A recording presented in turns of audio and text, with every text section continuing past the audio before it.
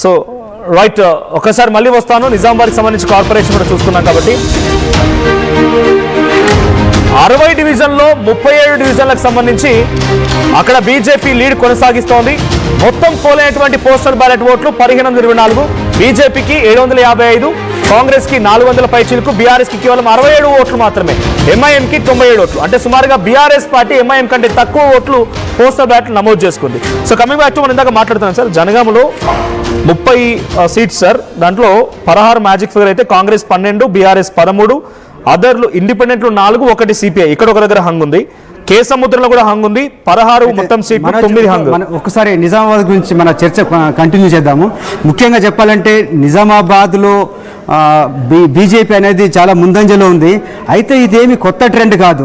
మనం ఒకసారి 2020 ఎన్నికల ఫలితాలు చూస్తే అప్పుడు కూడా మొత్తం 60 స్థానాల్లో బీజేపీ అప్పుడు 28 స్థానాల్లో గెలిచింది. 28 స్థానాల్లో బీజేపీ గెలిస్తే ఎంఐఎం 16, బీఆర్ఎస్ 13 స్థానాల్లో గెలిచింది. అప్పుడు కూడా దాదాపు 50% అంటే 30 సీట్లు అయితే 50% అవుతుంది. కానీ అప్పుడు కూడా 28 సీట్లు గెలిచింది బీజేపీ. అయితే ఇప్పుడు వస్తున్న ట్రెండ్ కూడా మనం గుర్తుపెట్టుకోవాలి, ఇది కేవలం పోస్టల్ బ్యాలెటే. మొత్తం ఓట్లలో సగం ఓట్లు అయితే ఇప్పుడు బీజేపీకి వచ్చిన మాట నిజమే. కానీ ఈ ట్రెండ్ ఎంతవరకు కంటిన్యూ అవుతుందో చూడాలి. అయితే ఇది కొత్త ట్రెండ్ ఏం కాదు. బీజేపీకి సంబంధించి నిజామాబాద్ కార్పొరేషన్లో గత 2020లో కూడా అవుట్ ఆఫ్ 60 28 డివిజన్స్ బీజేపీ గెలుచుకుంది. అయితే అప్పుడు అధికారంలో ఉన్న బీఆర్ఎస్ మొత్తం మేయర్ పీఠాన్ని చేజిక్కించుకుంది. అప్పటికి నిజానికి బీఆర్ఎస్ కున్న సీట్లు కేవలం 13 మాత్రమే. తర్వాత అప్పుడు ఎంఐఎం సపోర్ట్ ఉంది, ఎక్స్ అఫీషియో సభ్యులు, అక్కడ ఎమ్మెల్యేలు, ఎమ్మెల్సీలు, ఎంపీల సపోర్టుతో అప్పుడు బీఆర్ఎస్ కైవసం చేసుకుంది. ఈసారి కూడా మన దగ్గర ఉన్న సర్వే ప్రకారం దాదాపు 22 నుంచి 24 స్థానాలు కూడా ఈసారి బీజేపీ అక్కడ మెజార్టీ స్థానాలు గెలుచుకునే అవకాశం అయితే ఉంది బీజేపీ. కాకపోతే చివరికి ఎవరికి గెలుస్తుంది? అప్పుడు నిజానికి 0 కాంగ్రెస్ పార్టీ 2020లో గెలుచుకున్న సీట్లు కేవలం 0, ఒక్క సీటు కూడా గెలుచుకోలేకపోయింది. ఈసారి ట్రెండ్ చూస్తే దాదాపు 12 నుంచి 14 సీట్లు కాంగ్రెస్ గెలుచుకునే అవకాశం ఉంది. తర్వాత ఒక 14 సీట్లు ఎంఐఎంకి వస్తుందని చెప్పి మన సర్వే చెప్తుంది. కాబట్టి ఫైనల్ రిజల్ట్ ఎలా ఉంటుందని మాత్రం ఇంకా మనం నిజామాబాద్ విషయంలో ఎదురు చూడాల్సిందే. చాలా అంచనాలు చెప్తున్నాయి. అక్కడ ఫైనల్గా అటు ఎంఐఎం సపోర్టుతో కాంగ్రెస్ అధికారంలోకి వస్తుందనే అంచనా అయితే చాలా స్పష్టంగా కనిపిస్తోంది. అయితే 2020 లాగే ఈసారి కూడా బీజేపీ నిజామాబాద్ కార్పొరేషన్లో మెజారిటీ డివిజన్లు అయితే గెలుచుకుంటుంది. ఆ దిశగానే ప్రస్తుతం ఉన్న పోస్టల్ బ్యాలెట్లు కూడా అవే ఇండికేట్ చేస్తున్నాయి. మనోజ్ రైట్. సో మళ్ళీ మనం ఒకసారి రిజల్ట్స్ చూద్దాం. రిజల్ట్కి సంబంధించి డిస్ట్రిక్ట్ వైజ్ ఒకసారి నేను చెప్పే ప్రయత్నం చేస్తాను. సో రైట్, సో నిజామాబాద్ కార్పొరేషన్కి సంబంధించి ఒకసారి అప్డేట్ తీసుకుందాం. మళ్ళీ గంగారెడ్డి ఫోన్ సిద్ధంగా ఉన్నారు. గంగారెడ్డి, సో నిజామాబాద్ కార్పొరేషన్లో పోస్టల్ బ్యాలెట్లో బీఆర్ఎస్ పార్టీ 4వ స్థానానికి పడిపోయింది. అంటే ఎంఐఎం కంటే తక్కువగా బీఆర్ఎస్ పార్టీ అక్కడ దారుణంగా పడిపోయిందని చెప్పాలి.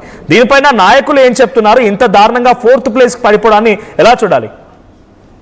మనది ఏదైతే నిజామాబాద్ కార్పొరేషన్ లో 1524 పోస్టల్ ఓట్లు పోలాయి. పోస్టల్ ఓట్లలో అత్యధికంగా బీజేపీకి ఓట్లు రావడం కోసమైపోయింది. ఎందుకంటే పోస్టల్ ఓట్లు అన్ని కూడా విద్యావంతులు, చదువుకున్న వాళ్ళు, ఉద్యోగం చేసే వాళ్ళు. ఇప్పుడు దీనికి అంతకు సంబంధించి వీరందరూ ఉండడం వల్ల పోస్టల్ ఓట్లకు సంబంధించి పూర్తి స్థాయిలో అత్యధికంగా 30 స్థానాలకు పైగా బీజేపీకి రావడం గమనార్హం.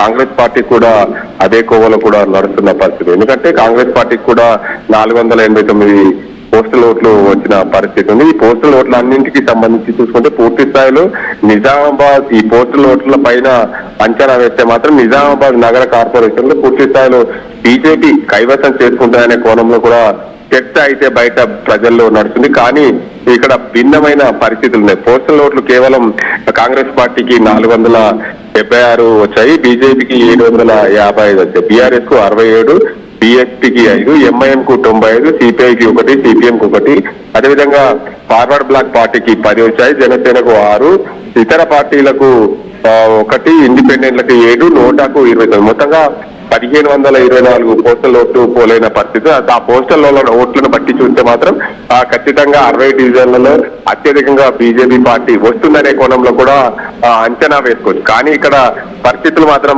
కేవలం పోస్టల్ ఓట్లు మాత్రం రావడంతో అన్ని అలాగే వస్తాయని చెప్పి చెప్పలేని పరిస్థితి నెలకొంది.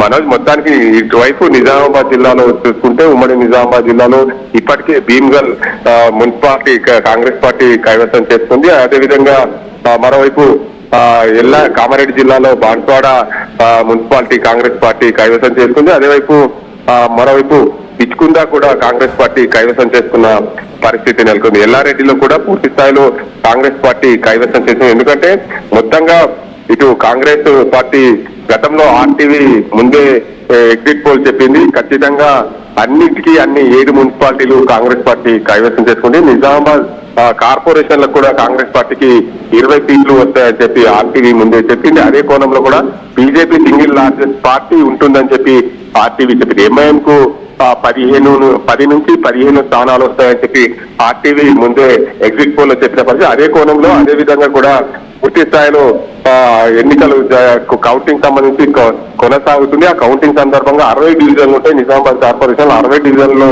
అత్యధికంగా సీట్లు అయితే కాంగ్రెస్ పార్టీ గెలుచుకునే అవకాశం లేదు. మరోవైపు కామారెడ్డి జిల్లాలోని ఎల్లారెడ్డిలో 10 స్థానాలు 12కి 10 స్థానాలు కాంగ్రెస్ విజయం సాధించింది. ఒకటి బీఆర్ఎస్ విజయం సాధించి, ఒకటి స్వతంత్ర అభ్యర్థి విజయం సాధించిన పరిస్థితి నెలకొంది కామారెడ్డి జిల్లాలో. ఆ విధంగా బాన్స్వాడలో చూసుకుంటే బాన్స్వాడలో మొత్తంగా చూసుకోవచ్చు. బాన్స్వాడలో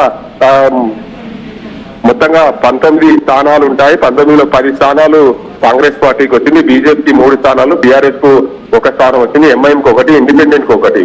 అదేవిధంగా భీమ్గల్ కు చూసుకుంటే భీమ్గల్ లో మొత్తం 12 స్థానాలు ఉంటే 12లో 8 స్థానాలు బీజేపీ పార్టీ గెలుచుకుంది, 1 బీఆర్ఎస్, 1 ఇండిపెండెంట్ పార్టీ గెలుచుకున్న పరిస్థితులు నెలకొని. ఏదేమైనప్పటికీ మొత్తంగా ఇప్పుడు భీమ్గల్ మున్సిపాలిటీలో బీఆర్ఎస్ పార్టీకి సంబంధించిన మాజీ మంత్రి వేముల ప్రశాంత్ రెడ్డి ఎమ్మెల్యే కొనసాగుతున్నారు. మొన్నటి వరకు కౌంటీ నామినేషన్ల వరకు బీఆర్ఎస్